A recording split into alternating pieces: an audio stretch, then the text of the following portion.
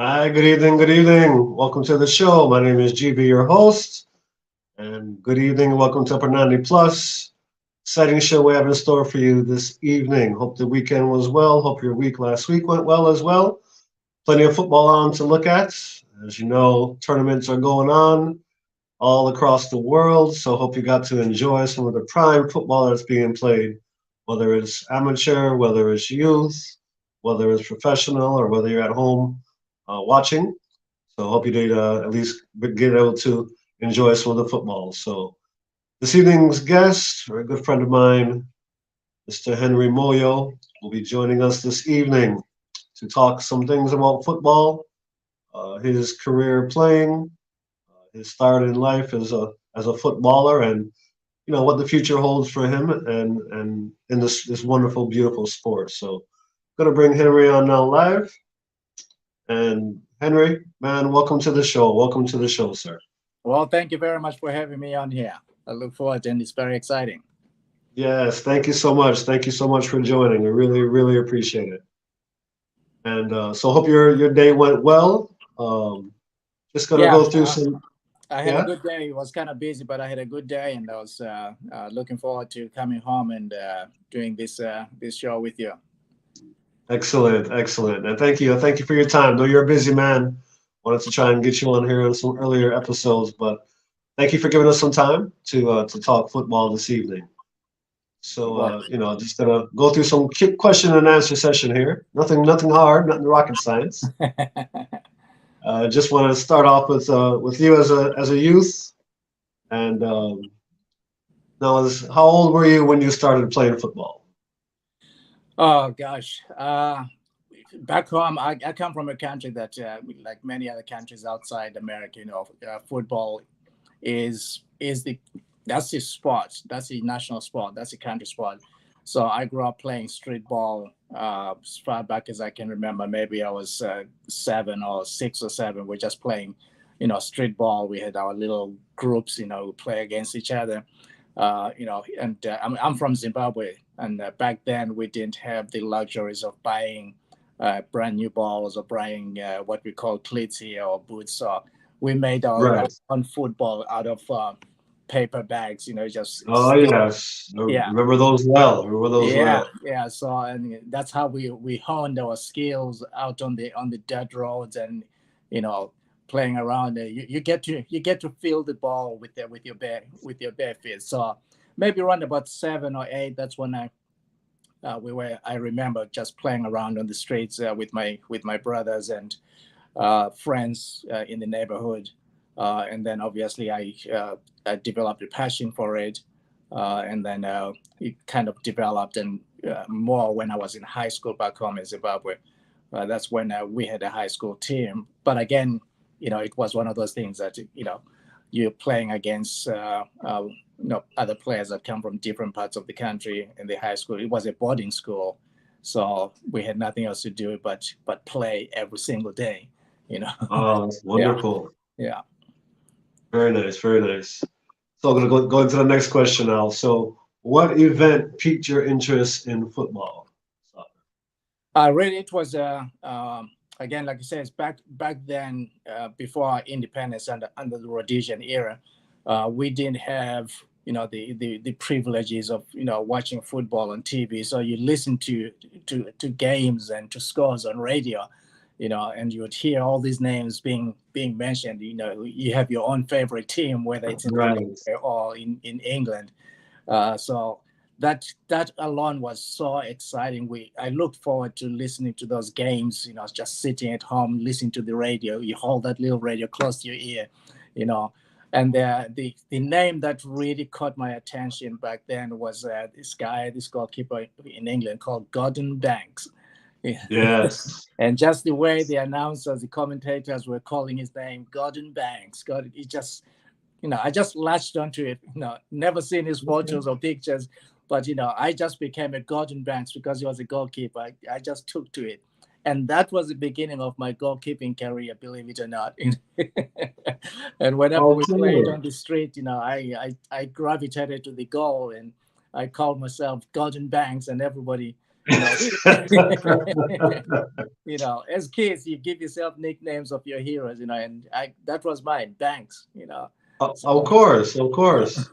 Strategy to do better, right? Which, of course, led me into my next question. What position did you play? And of course, you mentioned goalkeeper. yeah, when we were playing, you know, just on the street and that, I used to play, you know, like a right wing. I mean, we didn't have positions, but you know, you figure out that you want to play on the right or on the left or in the center, whatever.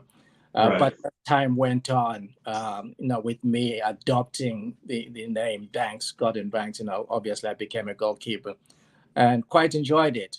And then really the pivotal point was when I was playing in high school. At that time, I was about 15, 16.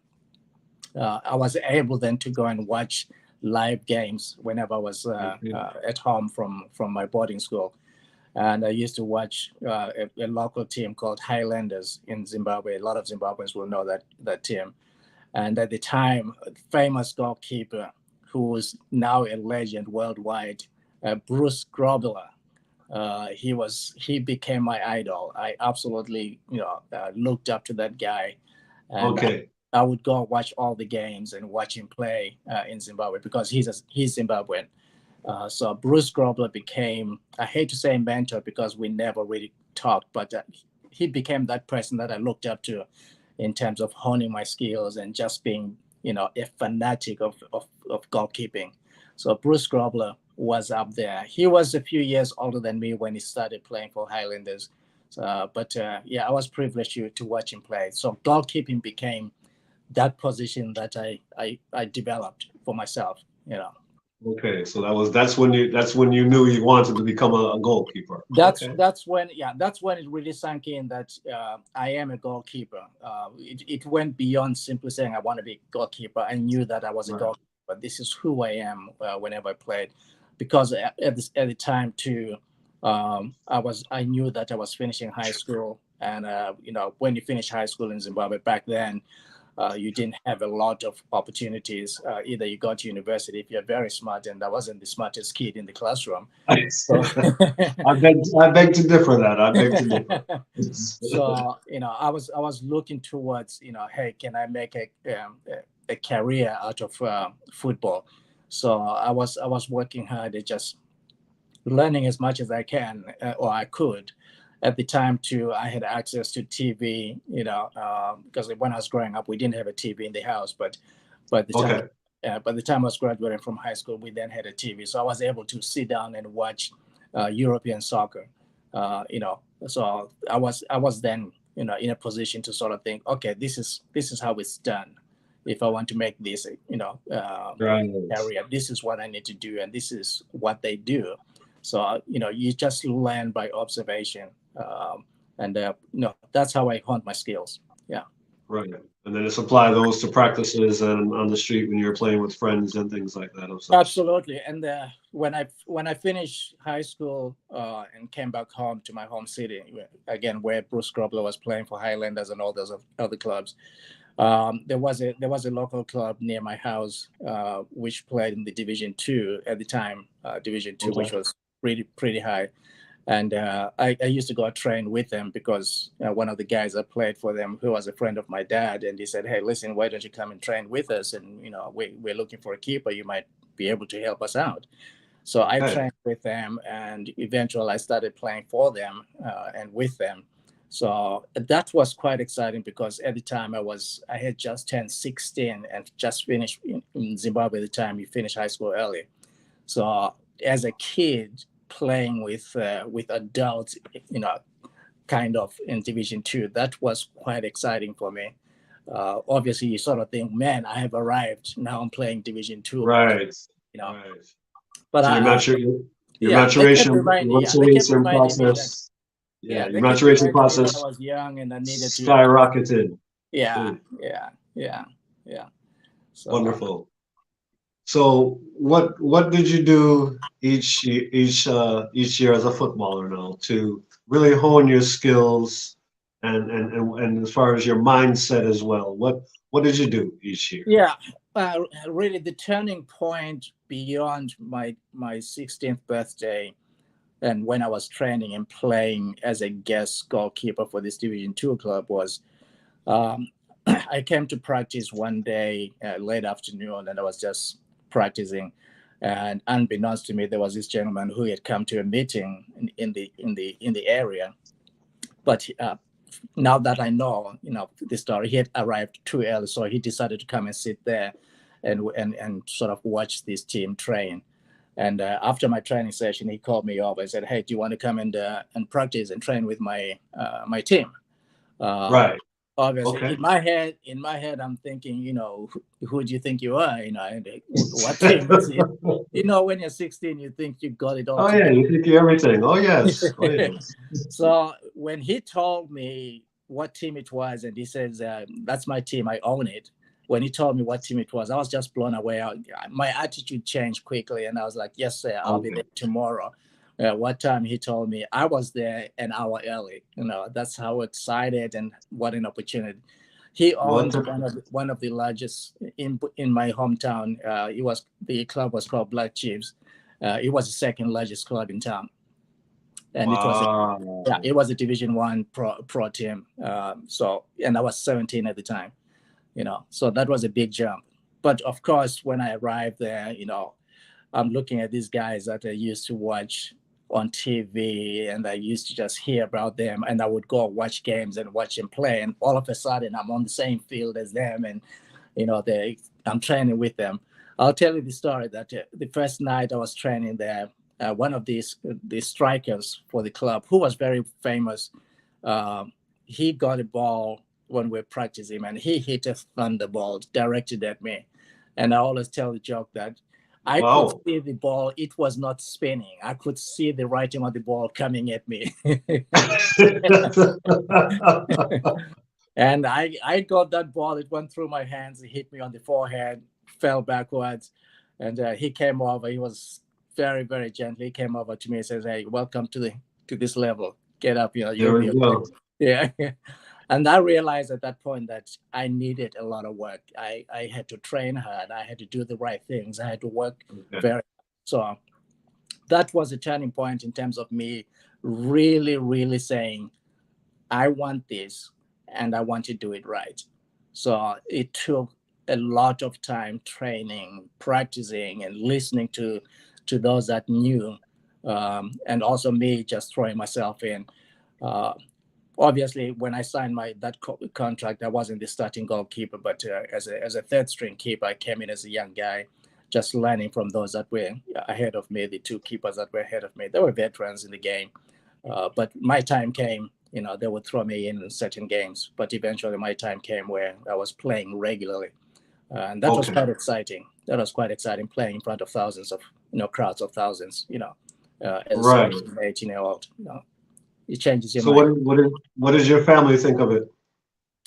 At the time, my parents, parents can be proud, but sometimes they don't show their pride.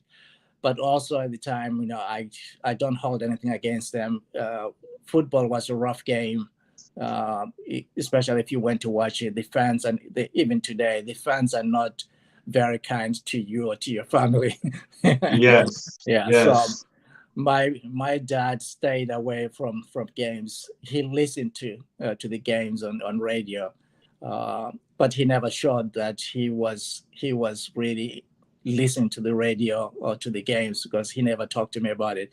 The way I knew that he really was interested in my career and what I was doing was, we were playing a big game at home, and he was listening to the game on radio while driving. And in that game, I got injured. He was going somewhere, and apparently he turned the car around and said, "Hey, we need to go back home. My son has been injured." It wasn't until that moment that I knew that my dad was, one, listening to and watching the Okay. game. Secondly, that he was Okay. he was proud of what I was doing, because obviously he turned the car around and said, "We need to get back and see this guy." So yeah, they were very proud. It was something that you could see and hear in their voices when they were talking about football, talking about the clubs. So I'm glad that looking back now, my dad passed away last year, but whenever I went home, Yeah, we talk about condolences on that. yeah, Condolences on that on behalf of yeah, the show as well. yeah. So, yeah, man. So So how vocal were you as a player and as a goalkeeper? And how important is it to be vocal when you're a goalkeeper? you know what? A lot of young goalkeepers don't understand how important they are, and I think sometimes goalkeepers, those kids that play keeper are just thrown into the goal because they need a goalkeeper or because Right, they're right, perceived not having the right skills. So you're just thrown in there. But they don't realize how important goalkeeping is. One, because without a goal, I always tell the young kids that, hey, do you realize that the referee will not start a game without a goalkeeper? He can start the game without any of the field players, but not without a keeper. It's just something to make them feel like right, important. But it's right. true. It's And then very true. secondly, in terms of being vocal, your defenders need to hear you. They feel comfortable. They feel that they have somebody behind them. If you're vocal, it doesn't mean to say you just have to be shouting, screaming, everything else, but Okay. just being talkative, giving directions, giving instructions, and at times just calling their names out just to keep them on their toes so that they understand. They have to stay on their toes and keep moving. Goalkeepers, Right. if you're a quiet goalkeeper, you're the four guys in front of you or five guys in front of you, however many, in terms of style and systems of play, those guys are going to be always, scared because they're not hearing that you're back there. But the goal is you have to, as a goalkeeper, you have to learn to absolutely dominate your area, not just vocally, but also physically. You have to have a presence about you, and also a little edge. Maybe more than an edge as a goalkeeper. You really have. They always say goalkeepers are crazy. Maybe there's a lot of truth to it. But we carry ourselves differently. We have a little edge to ourselves, so that helps. That helps a lot. Oh, big time, big Yeah, time. yeah. And So well, how many years were you playing the position? I played goalkeeper up until I retired in Germany. So I played about 5 years at the pro level, at the top level, I would say. Okay, Not counting my younger days, but at the okay, pro level, I played about 5 years and then retired due to health issues. But yeah, I played right, a year and a half, almost 2 years in Zimbabwe, and then I went to Botswana and played 1 year there. And then okay, I was fortunate enough to get an offer to go to Germany, uh, and that's where I ended up retiring. I was at FC Allen, which is south in Germany, and it was a completely different culture, football culture and approach. Uh, right. Again, I realized that I had to learn a lot. The German football is so disciplined, and Yes, it's a completely different animal. yes, it is. There's a lot of precision required. Well, even back then, a lot of precision required, a lot of repetition at practice. And you do the same thing until it becomes normal, natural, and instinctive. Uh, Right. so yeah, uh, it was fun. It was a lot of work. Coming from Africa, where it's nice and warm, and being dumped in Germany during the winter months where there's snow and cold, and I'd never seen anything like that. It was quite a challenge. Yeah, I'm quite sure. I'm quite sure. I mean, Germany, I got introduced to asphalt fields, which I've never seen in my life before. Uh-huh. Yeah. Yeah. Expected us to be tackling on the asphalt, so that Yeah. was very eye-opening for me. Yeah. You know, And then yeah, because just imagine as a goalkeeper, that ball is being hit at you, cold hands. yeah, That ball is so hard and stiff and rock solid yes, during the winter.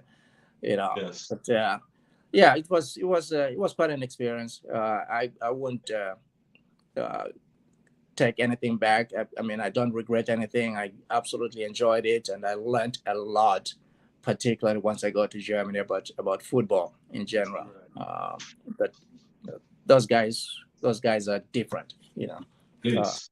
yeah, Makes you, like you said, it's like a machine training. It's just repetition, absolutely. repetition, And repetition. yeah, I used to say that German football can be boring to watch, but if you're a real football fan, you get an appreciation for it because Yes. you see what's happening.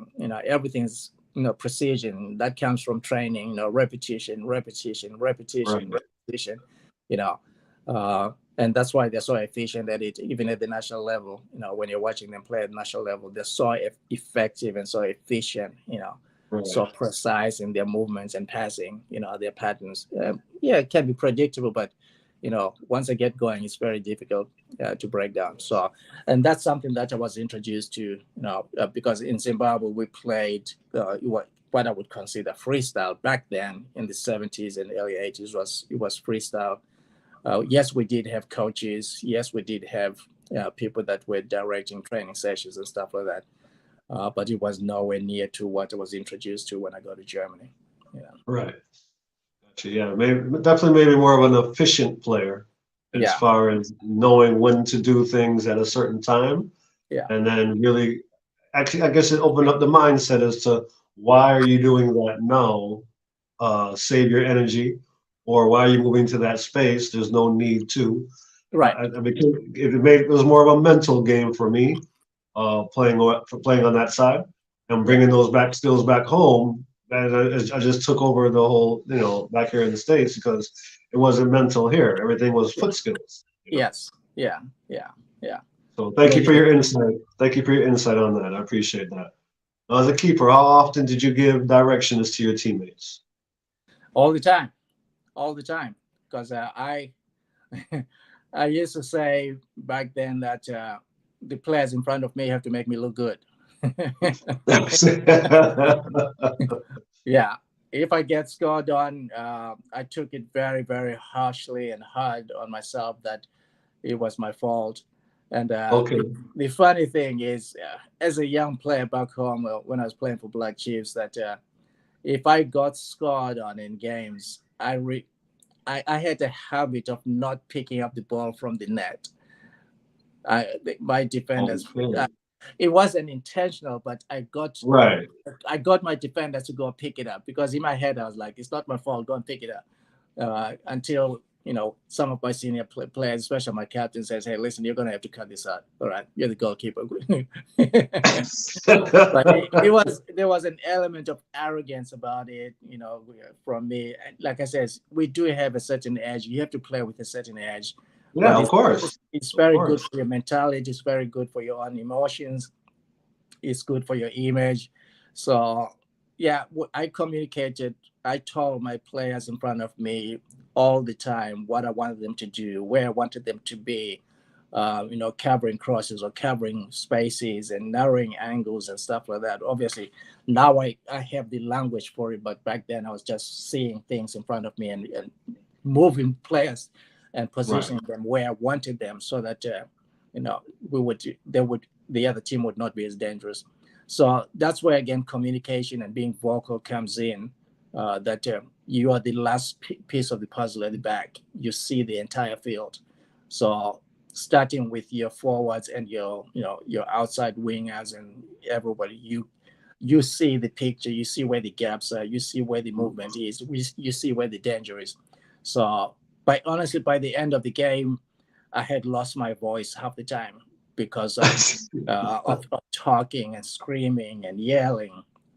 But also when you're talking on the field, maybe there's some young players out there that have never played in front of large crowds. You are drowned by the crowds, and Right. yet your players on the field have to hear you. So your voice as a goalkeeper or captain or whoever it is, you have to be above the crowd noise, you know. And you have to stay focused. You have to stay really, really focused, and Of course. you learn to be calm under pressure. Uh, Right. and it's not fun when you're standing in goal, in your area, whether it's a 6-yard box or the 18-yard box, and the people behind your goal, if you're on the opponent side, those people don't like you. They have no reason to love you. Their job behind you is to cuss you out and make you feel small and make you feel bad. Right. You make a save, they'll cuss you out. You get scored on, they'll cuss you out. So it's a no-win situation for you, you know. So you have to rise above all those situations, and that's why I say you have to have an edge. You really have to be confident in yourself that you are there for a purpose and you are there because you know you can do this job. You can get this job Right. done. And you You know, belong. Yeah, and you yeah, you belong. belong there. You know, nobody forced you, nobody just threw you in there. You belong there by virtue of your ability. You know, so Right. yeah, there was a lot of that. There was a lot of that. You know, yeah, I took a lot of oranges. You know, people throwing oranges at me from behind my goal. You know, throwing, you know, water balloons and you know everything else that was inside the balloon. What they could do to throw you off your game, right? Yeah. Exactly, exactly, exactly. You know, Now, did you learn to use both your feet as a keeper, or did you just worry about just clearing the ball with one foot? I learned to use both feet even before I honed my skills as a goalkeeper, just playing street ball. Um, I'm right-footed. My left foot was good enough distribution and passing a ball. But then when I became a keeper, I kind of focused more on that. Um, I was really never very comfortable with my left foot, but I could get the job done with my left foot. Um, Okay, yeah, I was more precise, obviously, with my right foot in clearances and goal kicks and things like that. Although my goal kicks were when I first started as a young pro, I had to work at them because when I came in, you know, I was very young and I was very weak. So my goal kicks were really kind of poor, and I had to spend time in practice and that and working on that. And the technique was there, but it was just the physical strength of getting in terms of accuracy and getting the ball certain places that I wanted, or where the coach wanted me to place the ball. So I had to work on that, you know, with the help of some of the guys that were with me at training. So, but yeah, I was comfortable with my left foot, even though I was predominantly right-footed. So got you, got you. All right, thank you for sharing that. Thank you for sharing that. All right, so what is your thought process when there's a corner kick now? two two concepts. One, old school concept as a goalkeeper, learn to dominate your box. Uh, Second concept, obviously, is that nowadays with the game being so modern and complicated many times, you have to understand the positioning of your defenders. But that comes from training ground, what your coach, your managers want you to do, and how you set up your corner kicks.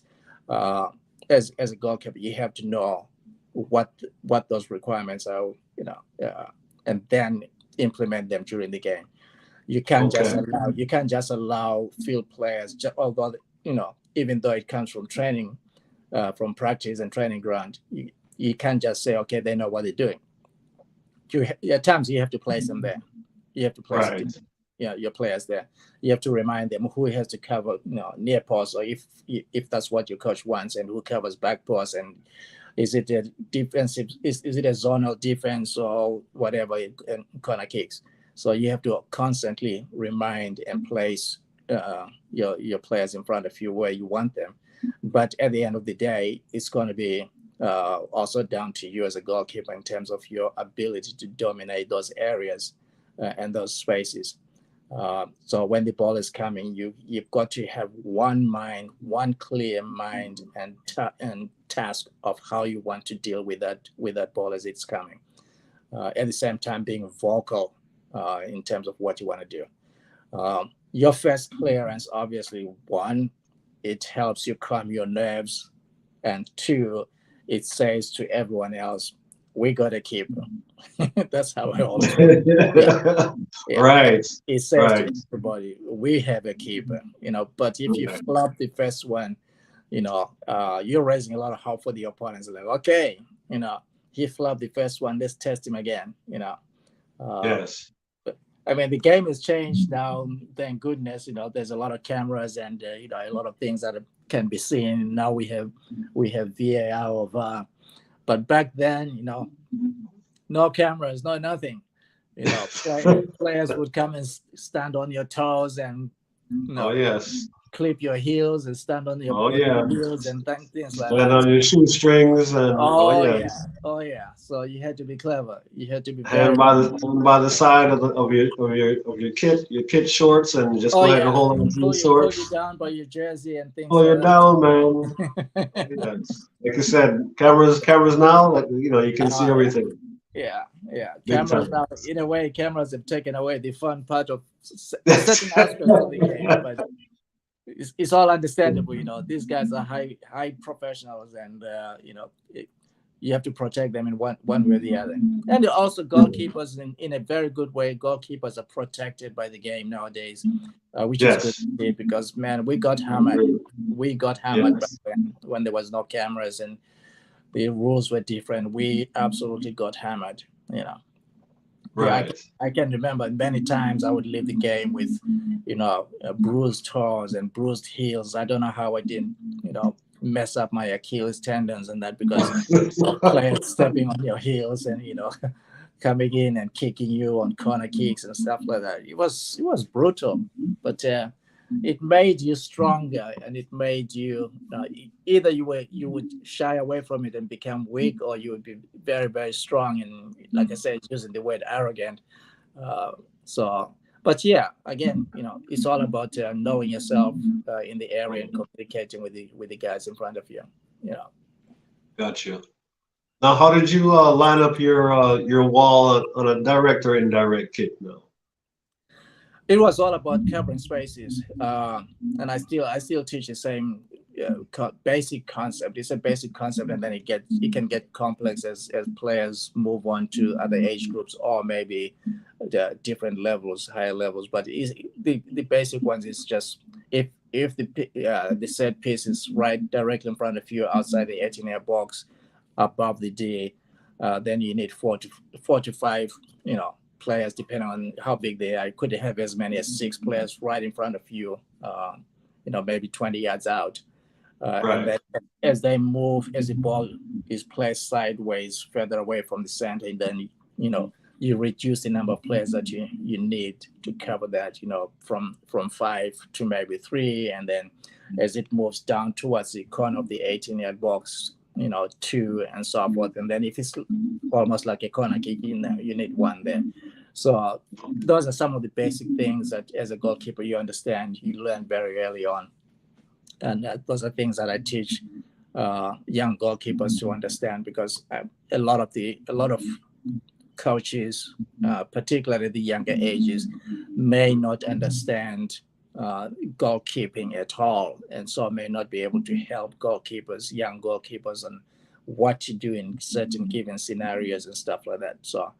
Uh, so sometimes when I do goalkeeping camps or sessions, not sometimes, definitely I work on those things. I just give them some nuggets to take home, Right. so that they can use that for themselves, instead of just placing, anybody anyway. There's a reason. There's something behind all that madness. And goalkeepers, as a goalkeeper, once you set your wall or set your players, you have to be loud. You have to be absolutely clear when you're setting the wall. Again, there's not a trick, but there's a way of setting walls. Sometimes Right. you see two players standing in front of the ball. One of them turns and faces the goalkeeper. Again, those are things because the goalkeeper is setting the wall based on where the ball is and relative to the near post.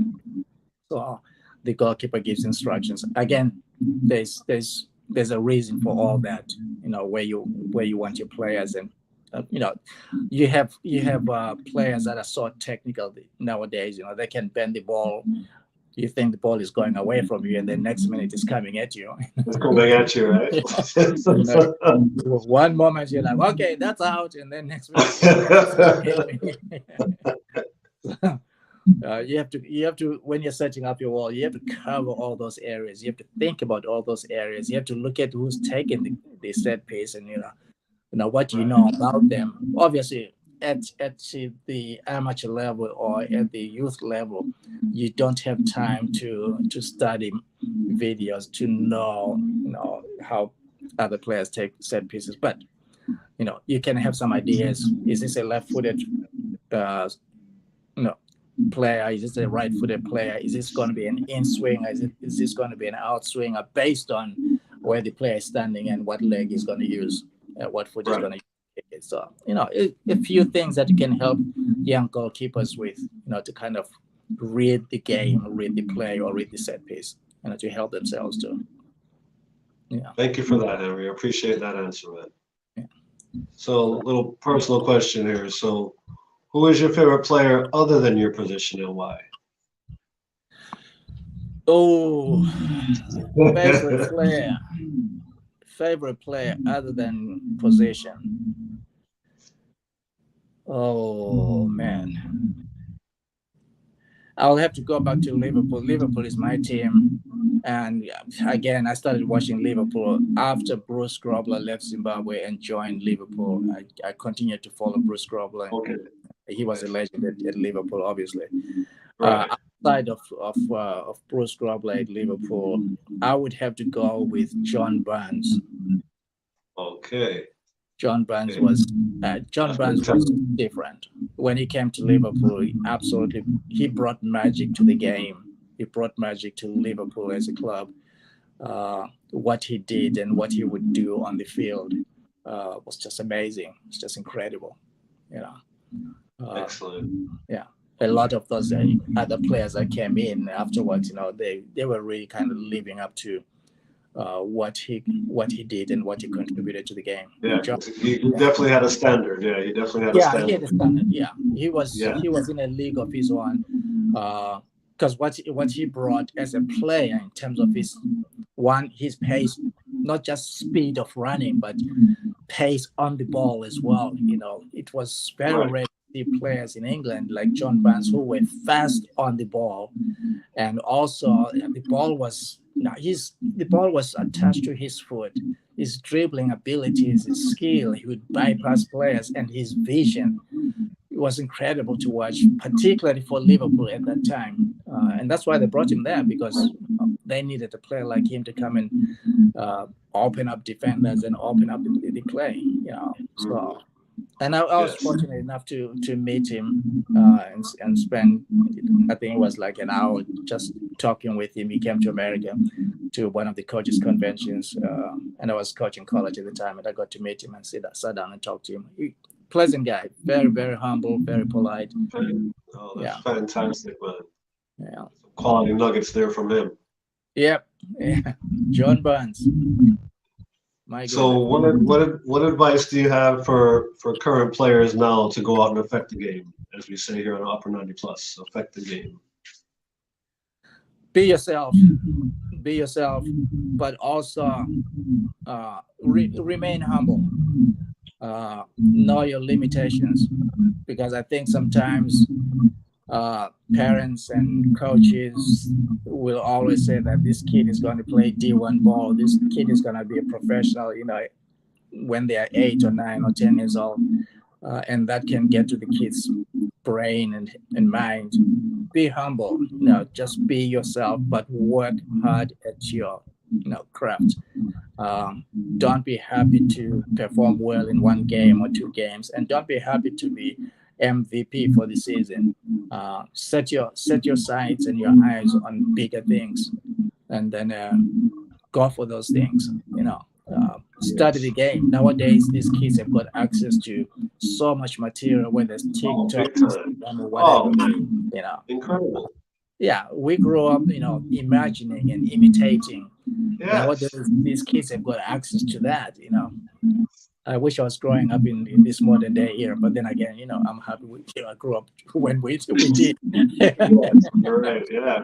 I mean, we would find whoever had the satellite dish in their home to go find the games. Exactly. I would say to young kids, be yourself. Work. We use the word work hard. It could be an understatement, but work very hard at your crafts, at your position. Study the game. Watch a lot of games on TV. If you have access to go to watch a live game somewhere, even if it's an amateur game, go watch it. get to understand the atmosphere, and look at what those players do and how they play in your position, but also in Right. relation to everyone else. Uh, Absolutely, you have a passion, not just a drive, but have a passion for the game. You know, and the drive will take you there. And But the job will take you there. yeah, Wonderful. So, what are you currently doing now, and hope to do in the future? yeah. Right now, gosh, my football career has taken me places, man. Since I retired, this is years ago. I retired in the '80s in Germany. Started coaching there. Lived in England for 15 years. Was working and coaching there as well. And then I came to America and was coaching in college in Tennessee, Lee University. I spent 18 years there, starting off as a rookie coach, assistant coach, and moving up the ranks. Head coach for women, head coach for the men. Was fortunate enough to produce several guys that went to play MLS and played pro in England. And when I retired, 2011, came to Claremont here, and was fortunate to work at the USA National Training Center, the NTC as it's well known. And again, they're working with a group of young ladies that I coached and worked with. That was fantastic. Uh, and then I had my own academy, and you and I worked on that International Pro Soccer Academy, also known as IPSA or IPSA. But this friend of mine, Matt Driver, he is a former MLS coach with New England Revolution. 3 years ago, he said, "Henry, listen, man, I'm starting this program, this project. I know you worked in college. You think you can jump in and help me out?" Basically, it's called Soccer Universities. And basically what we do is COVID helped us kind of really cement this concept when COVID hit and the colleges shut down and the athletic program shut down. So we negotiated deals with several universities to provide online college classes for players if we were to take these players and train and develop them and play games both here in the US, but also primarily take them to Europe. So once we got that going, we recruited players, and then our goal was to put those players in front of professional clubs, academies, coaches, scouts in Europe, with the hope that maybe 2 or 3 of them could be given contracts. So that started about 3 years ago, 3.5 years ago, and we have been at it since then. And we have had a lot of success in terms of recruiting, but also in terms of placing players in Europe. So right now we are full-time at soccer universities in terms of our players. We start in August. We follow the college season, basically. We start in August and we train twice a day, every single day, play 1 to 2 games a week, but all that is done in Europe. We have bases in England, in Spain, in Italy, Scotland, and at one time we were even in Bulgaria for 3 months. We are opening up another base in Greece, and that will come in some announcements. But yeah, right now we have 2 professional clubs that we have agreed. We have an agreement with that we're going to provide players for them, and we are going to be the reserves teams for those professional clubs. And one is in Spain, and the other one is in Italy, where we have our headquarters as well. So that's what I'm doing now. Yeah, we are opening up a junior academy because of our success with our senior squad. When we say senior squad, we're talking about those kids that graduate high school and go to college. But also we have college transfers that come out of college and transfer into our program. But now we're starting a junior academy, U16, U18. We're going to be doing the same concept as well. But they'll spend a little bit more time in the US and then go to America to compete against professional academies as well. So that's what we do. Soccer Universities is a dual pathway to academics and professional life.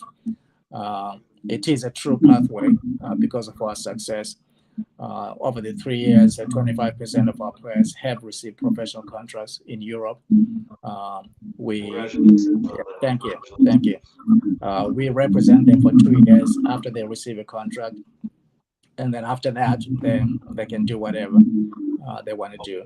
But also, what's important to know is that some of these kids that come to us, if they feel that our program is after a year or season or whatever, they want to go back to a traditional college route, we will help them get into a traditional college campus. So we're not gung ho and saying once you sign with us, you stay with us. No, we want to develop players. Our coaching staff is very, very, very experienced, and I'm not just bragging. It's for real. People like Warren Finney, Irish guy who's got over 70 caps with the Irish national team. Sergio Pellegrini played for Spain under 18, under 20, under 21.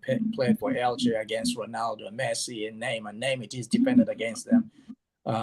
Those guys, those are our coaches, and I'm honored to work alongside those guys and say, hey, these are my friends, and then we just had an agreement with Michael Felsch from German goalkeeper.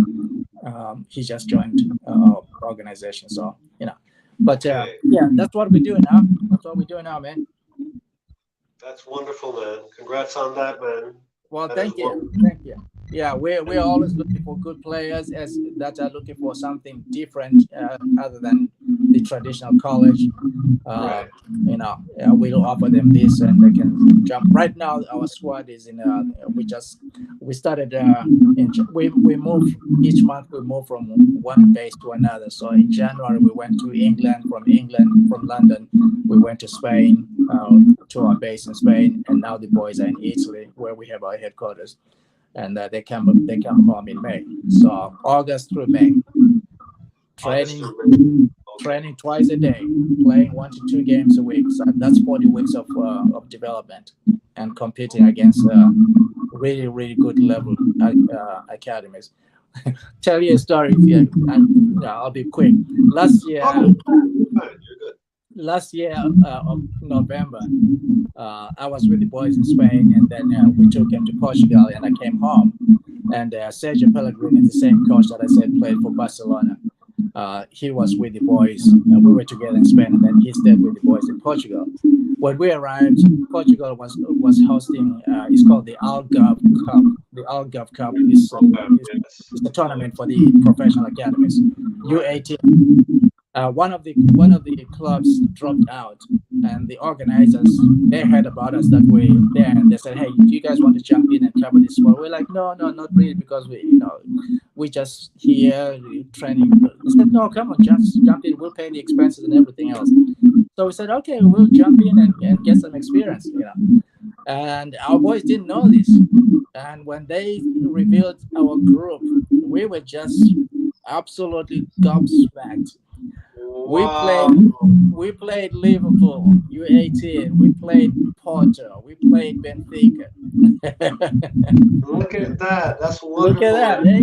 Yeah. So it was very good for our boys. Yes, we lost the games. It wasn't horrible. We lost the games, but it was quite an experience. And we say to the boys, this is what we are trying to develop you to be. Right.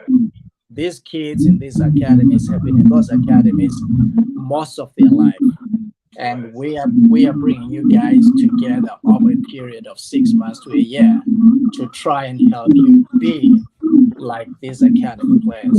So there's a long way to go. It's an absolute long way to go. So, but it was quite an experience, and that's something that the boys still talk about now. We still play against professional teams, Division 2, Division 3, but that was quite a highlight, of all the boys. What a wonderful surprise! Like I said, that experience is magical because you can't get that anywhere else. You really can't. You can't replicate it anywhere. To play, and those U18 players, especially the Liverpool players, some of them have featured on the senior team at Liverpool, and now they look back and say, "Oh yeah, I remember playing against him. Oh yeah, I remember defending against him, or whatever." So. So that's what we do at soccer universities, and we're happy to interview and recruit and watch videos and discuss situations with players and parents to see what we can do to help their kids. And each year we try to take one or two very young players, give them that same experience. And fortunately, our two youngest players, one was 15 when he came to us, and the other was 14 when they came to us. They are both in Spain right now. The 15-year-old is now 16. He's got a club in Spain, and we're just so thrilled for him. Yeah. Wow. Yeah. Wonderful progression. So where would my viewers get an opportunity to go on? Is it as far as go to the website to sign up if they're interested in getting in touch, or what is the process? Absolutely. Yeah, just go to our website, www.socceruniversities.com, which actually not changed that. We just changed the website. It's www.sports-universities.com. So sports-universities.com. And you'll see all our information there. Excellent. Put that cast will have that on the site as well, where folks can get involved. Yeah. And we appreciate the opportunity to talk about our program, and appreciate it. Yes, no problem at all. And we appreciate having you on as well. Any shout outs to anyone that you wish to make here before we depart? Shout out to my friend in Italy, Sergio Pellegrini. We always talk to each other. Sergio is one of a kind, man. He's one of a kind. Most humble former professional I've met. This guy, he still says, "Oh, don't tell anybody I played for La Liga for Elche, or that I played against Messi or Ronaldo." It's like, "Oh, that's all. That's all." Like, Sergio, in America, we talk about these things. Yeah, even with people like Warren Finney, same thing. There's another guy, Ian Bishop. He's been working with us, and he took a break right now. Ian Bishop played for Everton, for Man City, played for West Ham. Those guys are humble. So, yes. But So it's is been there any surprise facilities that are opening up anytime soon? Yeah, we're looking to. It's too early for me to announce it, but yeah, we're negotiating some places, properties here in the States, for us to open up centers. So once those are firmed up and agreed to, we're making press releases and stuff like that. But in Italy, we already have property and we're developing that, and that's where the boys are right now, training and playing. We have, like I said, in Italy, we've agreed contract with Suzaren SC and their professional program. So we're working with them, and we're going to be supplying players for them. So our players, our talented players, will go straight to Suzera, either the senior team or will become the reserve side. So wonderful. Yeah, it's a great concept. I mean, it's the light at the end of the tunnel as a footballer. Absolutely. It gives our players right. a new approach, a new vision, because now they realize, hey, I can become a pro. Yes. And sometimes it takes as short as 6 weeks to 10 weeks, and sometimes it takes 2 years to develop. We've had 2 or 3 players that we brought in, and within 6 weeks they receive contracts. Right. So it's very possible, because we're putting those players directly in front of those pro academies or pro clubs. Right.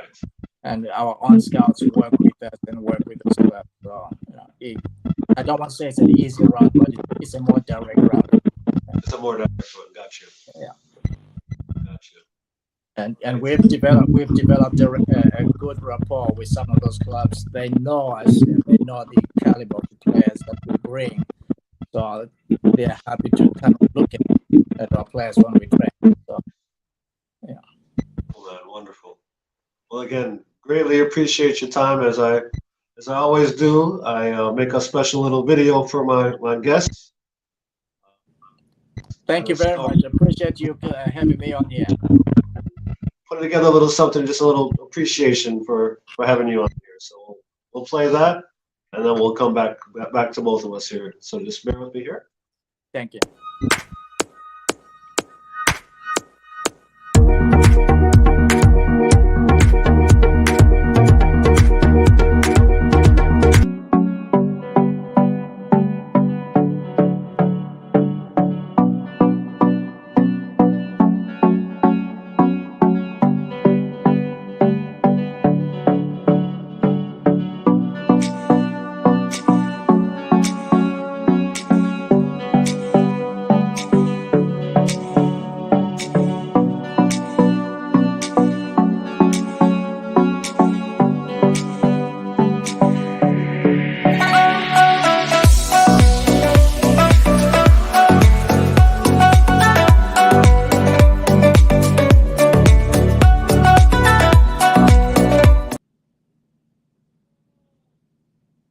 Man, just a little thank you video for you. Thank you. You're welcome. You're welcome. So yeah, so I'm just gonna send you back to the green room. So just stay on for me. And again, thank you, Henry Moyo, for coming on, sir. You're welcome. Thank you.